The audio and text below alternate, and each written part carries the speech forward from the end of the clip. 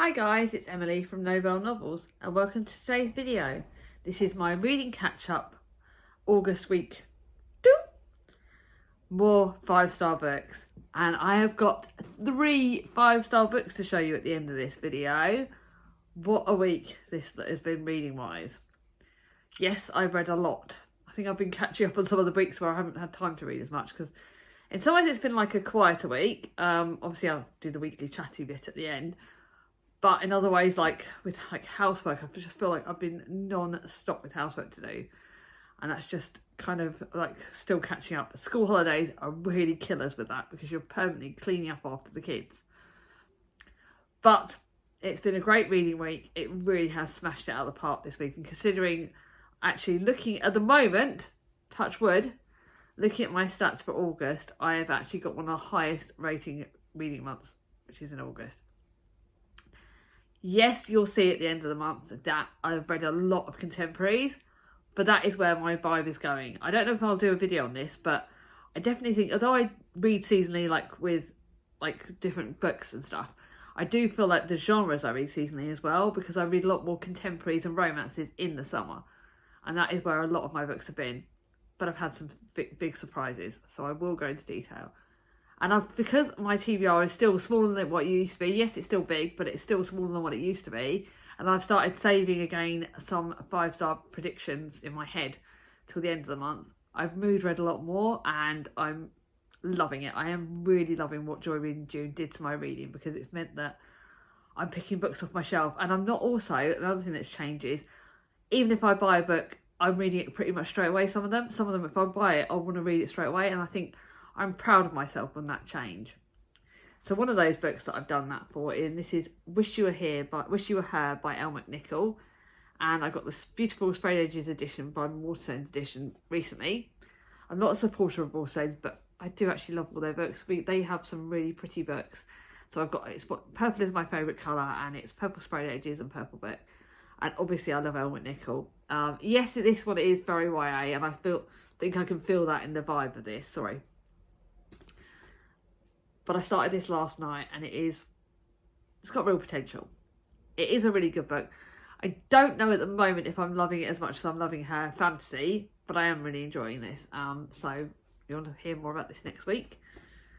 And then the other book is one that I'm over halfway through, and this is Sea Witch by Sarah Henning. And this is a fantasy, and Angela from Reading Off Myself said that she thought it was okay. And it's like a Little Mermaid retelling. And actually, I think it's going to be like a 3-star, because it's good enough, it's okay, but it's not, when you compare it to some of my other fantasy books that I'm reading this month, it is not jumping out of the park at me, and I don't see myself loving this as much as I'm loving my other fantasies. So it's okay, but I'll be glad when it's read, because it's just not jumping out at me.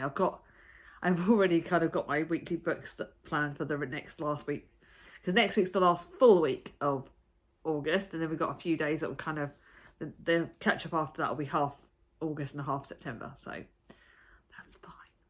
Anyway, now to the books that I read. Before I do that, I will say I did DNF Swiss Family Robinson, because I'm not sure, it's just not for me. It's translated. I feel very guilty because it is connected to one of the books that I've chosen for September, and it's one of the ones that's on my, it's a sneaky peek for September TBR. And it's one of the books that's on my seasonal read. But I got like 50 pages in and I'm just not vibing with it. I'm not in the mood for the classics and the thingy. I still don't feel like that classic vibe. It's taking a lot for the classics to get me. So I'm going to be really nitpicky with my Victober TBR. Although, even before listening to the Victober host announcements, I'm already flying in my Victober TBR. How bad is this? But yeah, I did DNF Swiss Family Robinson. It's not the right time for me. I think I will put it back on my shelf. It was a TBR jar pick, but I'm not sure whether I put it back on my shelf or not. I'm just not sure if it's for me. It certainly wasn't for me at the moment. This is already rambling. So I've got 3 4-stars, 2 4.5 stars, and 3 5 stars. So this is literally one of the best weeks reading-wise. So the first one is one I picked off my shelf. It was a mood read, and this was The Scottish Island Summer by Julie Shackman.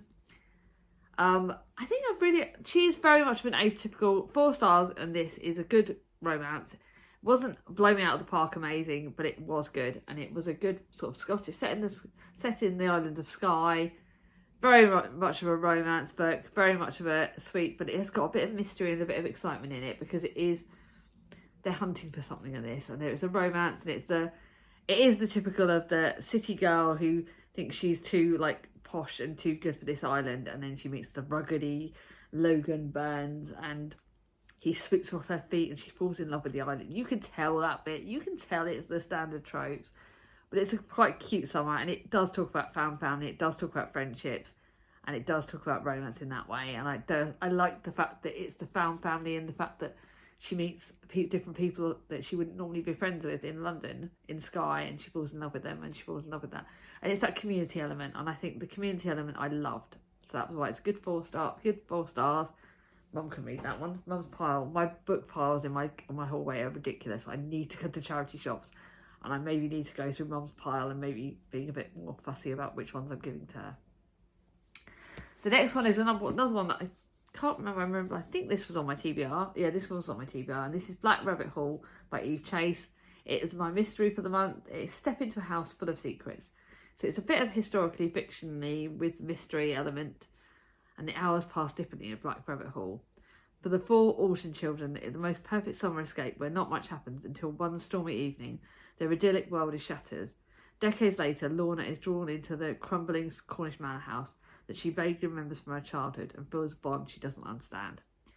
It is mystery. It's got some really creepy moments in this. This was very creepy, but I did fly through it, and I did think it was quite a good book. It was definitely mystery, but definitely creepy. It's got apparently it has echoes of Du Maurier, and you can definitely see that. Eve Chase books are not thrilling, scary. They're not like scary mysteries, but they are definitely creepy and spooky a bit, and a bit like you're wondering what's going to happen. And it was quite exciting. I did really enjoy this. That's my other pile. So that's my charity shop pile. This is my keepy one because I've read The City, but it wasn't. This is Hex and the City, and I didn't enjoy this one as much as I liked the first book in this series. So it is still 4 stars, and it was good, but it wasn't quite as good as the first. But I'm going to keep it because it's part of a series. Something Wicked This Way Comes. Excellent. And it is about 3 things, some things you should know about Poppy, right? 1, she's a witch. 2, she has magical hair. 3, she lives with Iris, the head of a coven, in a beautiful ramshackle house next to Highgate Cemetery. Then Poppy accidentally sells gorgeous celebrity Axel Storm, all 6'4" of him, a cursed pendant, and havoc reigns.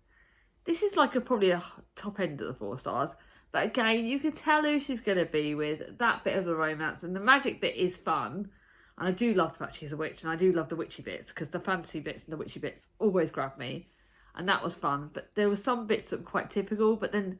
And I think the first half was slower than the second half. The second half picked up, and oh my god, I did really enjoy it. And there were twists in this that I didn't expect. But I'm comparing it to my 5 stars, and it just didn't quite get there. It's probably, I would say, if I did the 2.5 stars, I would probably be for like 4.25. Because it's like in between a 4.25 and a 4.5. So maybe I did rate this lower. But it was a really good book. It's very much a good romance. Witchy book, and I really enjoy it. I did really enjoy it. It just didn't quite grab me as much as the first one in the series. Then to my 2 4.5 star books, and these ones I did enjoy. I think with Ali Hazelwood, me and her having a few things. Kat loved this a lot, and some of Ali Hazelwood's books are 5 stars, and some of them are 4, some of them are 4.5. And again, this was good. It was very much of. Again, you could sort of tell, like, a lot of her books. I like her fantasy more than I like this, more than I liked her romances. Scarlet Vandermeer is swimming upstream. So it's basically about diving school and swimming and things like that. And you've got Scarlet Vandermeer, who is swimming upstream, a junior at Stanford, and a student athlete who specialises in platform diving. And then she meets this other guy who's a swimmer, Lucas Bromovich. And again, it's one where it's got a lot of saucy bits, and oh my god, the saucy bits were good.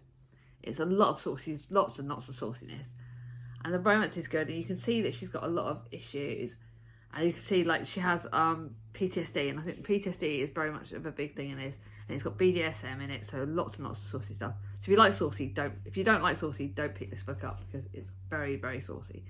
Thomas has just come in, so we may end up pausing this. But very lots of saucy, very good book, and I'm just going to pause this for just 2 seconds while Thomas comes in. Sorry, had a temporary pause because I bribed my son and got him to get me some crisps. I fancy crisps. We always have a bit of a treat every now and then. Anyway, like I was saying, it's a lot of saucy stuff, a lot of BDSM, so you've got to be aware that's very good. But it is done well, and it's done, I think it's handled very well in this. And it is tackled the PTSD very well. Yeah, it's just it's a good saucy romance. It's very good atypical romance. But it's nothing that blows it out of the park. It's 4.5, so a very good romance, very good sauciness. It's just very typical of her writing. So I am going to keep this, I think, but I'm not sure. It's another one. I've got 2 of hers, which I'm not sure if I'm keeping or not, so I'm just not sure. So I think I'm going to put that on there. I'm going to put it on the keepy pile and make a decision at some point. It is good. It's just her books are a lot of her romances are very, very similar. That's why I'm kind of glad that I didn't rush to get the most recent summary one, because I don't necessarily need to be rushing to it. If that makes any sense. Anyway, to my other 4.5 stars, and this is a book that I'm not counting it as a paid thingy because I didn't get paid to read this. I got sent it to review. It's an ad review book that I got sent by Tandem. I have done a verbal review on Instagram, and I've done lots of different posts on Instagram because it was an Instagram read along that Tandem do. And this is a really good book. This is a really good romance. I think it's not as good as there's a 5-star, but this was a really good romance. It's got an older protagonist, Enya, whose life is very small. Her husband's death has left her bereaved, and she's only in her early 50s, and her life revolves around her son's partner, and a beloved cat, Pickle. Her son's like childhood sweetheart. And then she meets a stranger at the airport. She feels a really big spark, and then when Aidan gets back from a trip, he makes a big decision, and that impacts all their lives. And this is where things sort of change, and she sort of decides it's making about whether she puts herself first, problems with friendships. A lot of things come up in this book. It does talk about grief, it talks about second chances, it talks about happiness, and it's a really good romance book. And this is one I want Mum to read, actually. I think Mum would really enjoy this because it is done well, and I think it does tackle grief and second chances and whether we put our kids first. And I think one of the things I learned a lot from this, and it reminds me, I always hear the phrase, because as a mum we always put our kids first and we put other people first. And then I remember Ange and a few of my booktube friends remind me of this, which is we should always put our own life jackets on first before we put the life jackets on of those we love, because we need to be strong for ourselves and be happy in ourselves before we can show, so that we can be there for our other people that we love.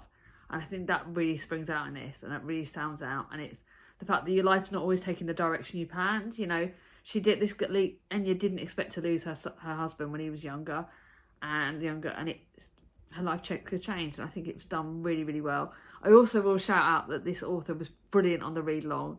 She was really communicative with all of us that were doing it, and I think that she sort of really made you want to do well, and it's made me want to pick up her books. So I'm definitely going to be looking for a lot more of her books because she's just smashed it. It's a good romance. Then to a book, my 3 5-stars, and I'm not going to say any of them are favourites because all of them deserve 5 stars, and all of them were incredible. The first one is the one that's probably makes me cry, and I am going to keep this, and Mum's definitely going to want to borrow this because obviously we all loved. Elaine Everest is an author that wrote the Woolworth Girls series, and she wrote loads of historical fiction books that I fell in love with, and unfortunately she died very suddenly last year. She died not long after Alice died, and obviously you can't compare the two because Alice was one of my best friends, and then this was just an author. But I think the fact that maybe that was maybe how I felt about the fact that when this author died very suddenly, it did, obviously because I was grieving for my friend, it impacted me. And I think that's another thing where I draw comparisons, because I think that this book would have been the start of another series of books that she was writing, because even though it's about the Woolworth Girls and it does connect with the original Woolworth Girls series, it starts with the lead character Annie, who is from a different Woolworth store, But there, you have to have read, I personally think you have had to have read the Woolworths Girls books to get the connection to this. So if you read this book, you want to read all of the Woolworths Girls books before you read this, because there are spoilers for the other Woolworths Girls series. And obviously there were bits in this that I'm connected to that series, and I think that was another thing. But Annie's a character I loved, and then she's like, her life has different directions again. And it's the Woolworths Girls book, it's friendships. The writing is very much of, you can tell it was her writing. But you can tell, like, she didn't know that when she finished this book that it was going to be, she was going to die not long after finishing this. But I genuinely think she had another series in mind. We don't know. But there are tributes to her at the back by her husband. There's tributes at the front there's tribute to her by her husband at the front, and at the back by a friend. But you could see that this was going to be the start of a series.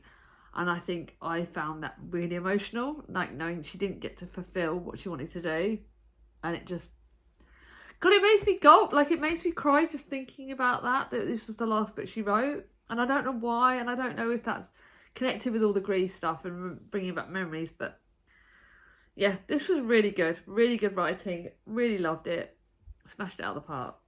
She really did buy it. And I would certainly recommend, if you like historical fiction, read them in honour of her. Read all her books, because she deserves she'll still be shouted at.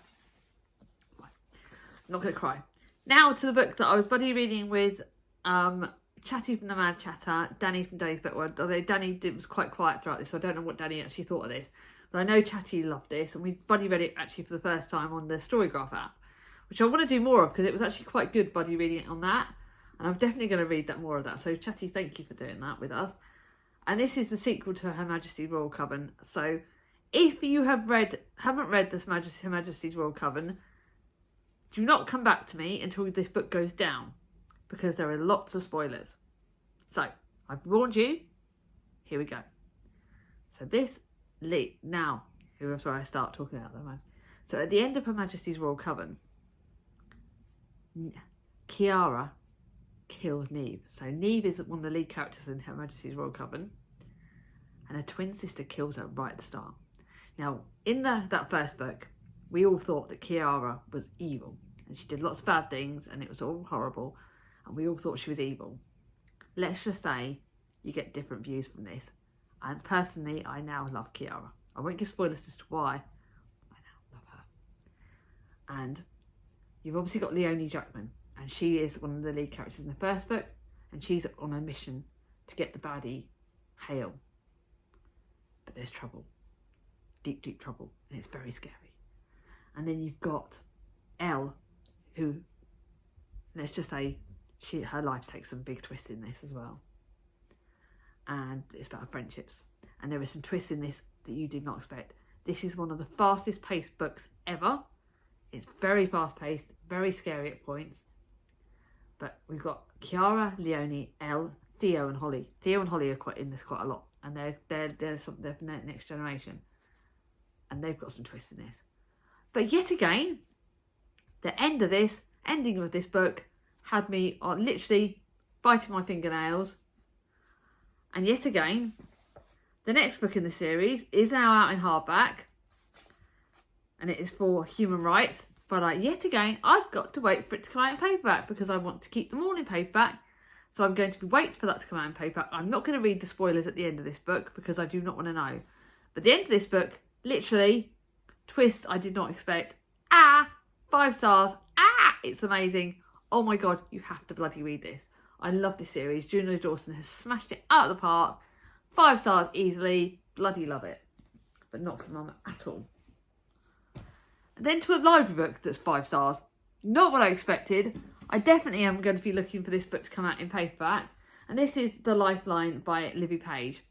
We were chatting about this author on the actual tandem read along, because if you like this author, then you would definitely like Amanda Prowse, because again, you've got characters of different ages. I was slightly older protagonist. It's community, it's friendship, and it is the sequel to The Lido by Libby Page, and I loved The Lido, really loved it. It's my favourite book by this author, and I decided that I was going to read this but get the library book, because I couldn't wait for it to get my own copy, and I smashed it. I want to get my own paperback of it, because I want to reread it, and I want my mum to read it because she will love it. And it's about community, and it does tackle postnatal depression. I think that's pretty much happens very, very early on. It does talk about a mental health nurse, Phoebe, who's a lead character in this, and she's going through her own problems, and her life isn't going the way, like, she's looking after everybody else, but she's not looking after herself. And this really does talk about that, like you said, the life jacket thing. But it does talk about community, it does talk about friendship, it does talk about mental health quite a lot. I bloody loved it. She smashed it out of the park with this book. Want to read all her books. I think I've read all her books now, but I want my own copy of this now. So I will be looking for my own copy of this in paperback, and I'll look for it cheaply, and I'll reread it next year. And it's just one I thoroughly, thoroughly loved. 5 stars all the way. Smashed it out of the park. If you like contemporaries, if you like books with community and that tackle some hard issues, but yeah, but you have to read the Lido first, because the Lido is connected to this a little bit. But I bloomin' loved it. Smashed it out of the park. So yeah, I've had 3 5-star books, and the 5 stars have given me mixed emotions, from the sweet, loving bits of community and friendship in the Lifeline. Yes, there's romance in the Lifeline, but that's not, it's more community and friendship.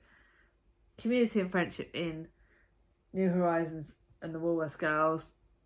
Obviously, the Shadow Cabinet, thrilling, scary, exciting, everything you could ever wish for. 3 very different 5 stars, but this week has really felt like those books, they've just set my world on fire. They've just been incredible.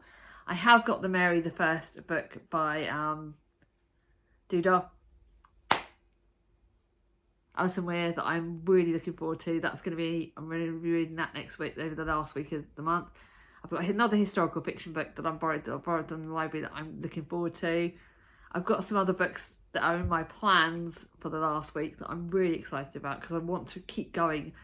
This last week, like I said, this one, sure, to see which may be a 3 stars, but other than that, I've read books that I absolutely loved, and I'm really, really excited about that. So yeah, they're sort of the things I'm excited about. Now, sort of lifey bits. Obviously, like, I am grateful for the fact that I've read brilliant books. I'm grateful for the fact that I've done that, and I've just realised I'm going to pause for just 2 seconds. I want to show you something. So, when we talk about the fact that with the school holidays, we're now in the last half of the school holidays. Like, I've only got another 2 weeks of the day of filming this. They're back at school. Yes. But it has been a bit of a busy week, and a busy 6 weeks with the kids. And I know that when I have the kids and when it's the summer holidays, I read more, because obviously I'm focused on them, keeping the house tidy, being a mum, blah, blah, blah. It is manic. So I have bought a lot more books this month. Your next video will be, in a couple of weeks, you'll be seeing my book haul. And I bought way more books this month. Admittedly, I did buy like 18 on holiday. So I'm already sneakily telling you guys that I've kind of add an extra 10 to that. It's like I've gained like 28 books this month. And I'm not buying any more now. That's it. I'm done for the last week. Admittedly, I'm filming my book haul like next week on Tuesday. So any books I buy after that will go on to September. But I have been buying more books, and I think I've just gone with that. I know what makes me happy, and I don't treat myself to other things. I will sneakily show you one of the books I got, and that's Rumble Star by Abby Elphinstone. I saw this when I was doing the uniform shop with for the kids, like Thomas's uniform. I don't actually have to get much this year, but I went to Chris let me go to the charity shop next door to Tesco's, and I found Rumble Star, and I found one other book. So I found this book, which is a start of a series, and I've read the 3rd in the series. Typical me, but I found this and I wanted it, so it's fancy. And I have also got some other books, but obviously I'll show you those in that. So I have sort of done a bit of more book buying, like self-care treats. I've done some more like I did a bit more walking, which has helped. My gorgeous daughter Mia, she has been making me so proud, because she has done an English course this last week, and they gave her a bookmark, and she was like, I don't read books. So she's given it to me. So look at that. She's given me a gorgeous little bookmark. So I think that's something I'm really grateful for. So yeah, they're sort of the things I'm grateful for. I'm trying to think about the video. Yeah, I'm going to go for it. No, I won't go for that emoji. I'm trying to think of an emoji. I'll go down to dead boring. If you got to the end of this video, because obviously No.